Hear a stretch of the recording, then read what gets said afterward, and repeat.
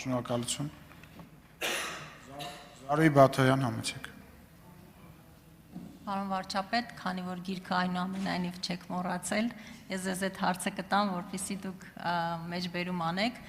եւ սա նաեւ շատ լավ առիթ է խոսելու այն մասին, որ մեզ մեղադրում են պատմությունը մոռանալու կամ այն խմբագրել փորձելու մեջ, այնինչ մենք հակառակը փորձում ենք դասեր քաղել այդ պատմությունից, հետեւաբար խնդրեմ այն մեջբերումները, որը ցանկանում եք անել, արեք, շնորհակալ եմ։ Հարցին կպատասխանի Հայաստանի Հանրապետության վարչապետ Նիկոլ Փաշինյանը, համեցեք։ Շնորհակալ եմ Տիկին Բաթոյան, սա հայոց պատմության հատոր 3-րդն է, ըստ էության հրատարակված է Հայաստանի Հանրապետության Գիտությունների ազգային ակադեմիայի պատմության ինստիտուտի կողմից, այն սա ըստ էության մեր պաշտոնական պատմությունն է։ Հիմա ինչ որ ասում էի իմ նախորդ հարցին, հա, շատ կարևոր է, երբ հրատարակվել 2015 թվականին է սա հրատարակվել, այսինքն այն ժամանակ ես այնտեղ նստած էի, ինչ է ասում, խոսում է բնականաբար մեր պատմության մասին եւ գրքի հեղինակները հղում են անում Լեոին եւ հետեւա մի պարբերություն կմեջբերեմ ընդամենը ժամանակի սղության պատճառով։ Վավերագրերի եւ մտքերի համակցման կուռ տրամաբանության լեզվով նա Լեոն ներկայացնում է աշխարհի վերաբաժանման նոր գաղութների նվաճման համար Գոտեբարդի բռնված տերությունների դիվանագիտական խարդավանքները հայկական հարցում։ Ժամանակի քննությանն են դիմացել պատմաբանի այն մտքերը, թե մեծ տերությունների համար հայկական հարցը սոսկ միջոց էր Օսմանյան կայսրության գլխին մտրակը ճոճելու, նրա ներքին գործերին միջամտելու համար։ Խոսում փաստերով նա բարձրացնում է վարագույրն այն նենգությունների, որոնցով նույն այդ տերությունները 1890-ական եւ 1915-16 թվականներին արևմտահայությանը ոչ միայն չպասպանեցին թուրք բարբարոսներից, այլև իրենք անմիջական մասնակիցը դարձան 20-րդ դարի առաջին ցեղասպանության։ Հասկանում եք, սա գրած է։ Ես դրա համար եմ օրում մեջ ասում, լսեք ժողովուրդ, ինչա Մեսրոպ Մաշտոցը սկսել ճանաչել զիմաստություն եւ սխրատիչ, ով է կարդում սա։ Ես իմիջիալոց ուզում եմ ընդհանրապես պատմաբանության հետ կապված շատ վեճեր կան, բայց ես ուզում եմ այս հատորյակի հեղինակներին, ով որ որևէ մասնակցություն ա ունեցել, շնորհակալություն հայտնեմ, որովհետեւ փաստերը շարադրված են ճշգրիտ եւ թողնված է շատ կոնկրետ հնարավորություն, մարդը այնտեղ կան հետևություններ, որոնք քաղաքական են, որոնք մերձ քաղաքական են, որոնք ազդված են տվյալ իրադրությունից, վարվող, բայց սա արժեքավոր է, այստեղ գրած է ամեն ինչ։ Երաշխավորի մասին, գիտեք երաշխավորի մասին խոսակցություն ինչի մասին է, որ այս խաղաղությունը մերը չի, մեկը թող գա,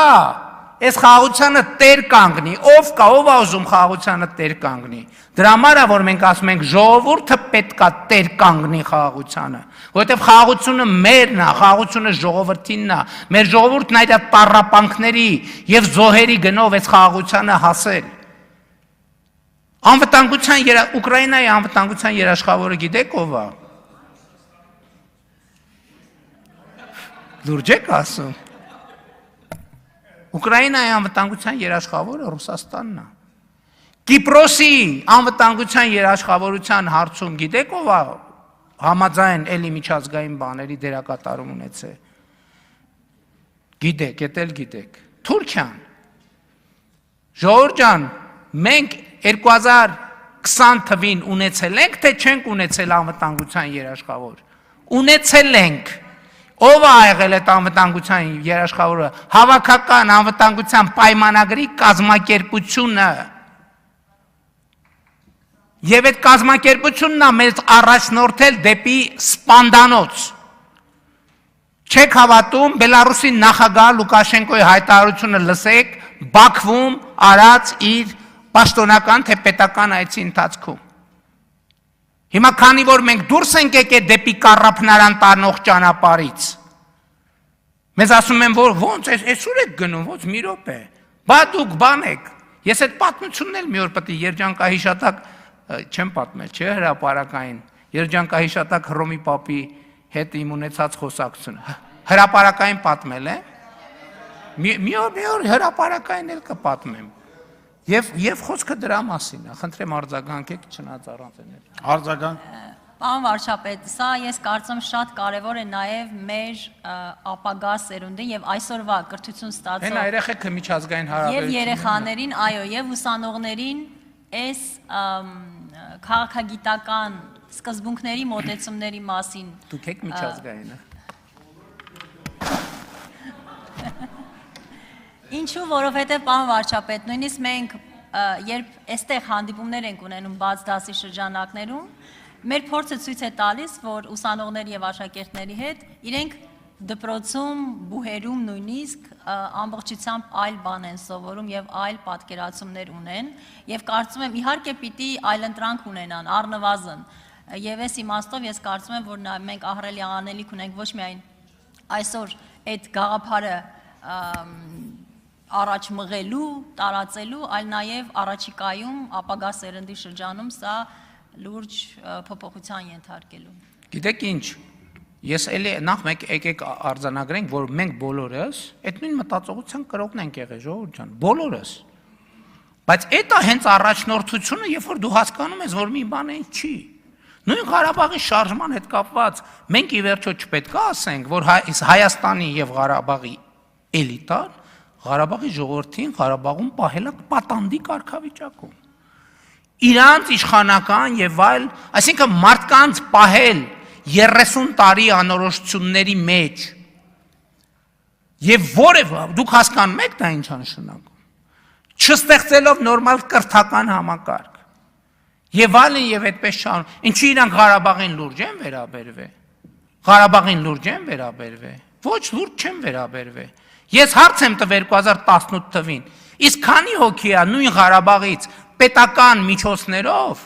գնացել թոփ համալսարաններում կրթություն ստացել հետ եկել։ Կարան ասեն քանի հոգի։ Մատների վրա կարելի է հաշվել էնել որոշակի բաներով, որոշակի անձնական կապերով եւ այլնով, այսպես ասած թոփ ընտանիքների թոփ ներկայացուցիչներ։ Պետք է ասենք, որ Ղարաբաղի ժողովրդին պատանդի կարգավիճակում են պահել։ Այդ նույն մարդիկ, ում հավաքական իմ անունը ասում եմ, փախածներ։ Հիշում եք մի անգամ ստեղ ամբիոնից ասեցի, ինչ որ գեներալների մասին են խոսում, որ ասի վախկոտ դավաճանները։ Այո, վախկոտ դավաճանները եւ փախած էլիտաները այս պատմության մեջ պետք է իրենց գնահատականին արժանանան, որպես Հայաստանի պետականությունը, Հայաստանի եւ Ղարաբաղի ժողովրդին պատանդ պահածներ։ Հաջորդ հարցի համար Սերգեյ Բագրատյան։ Շնորհակալություն։ Մեծարգո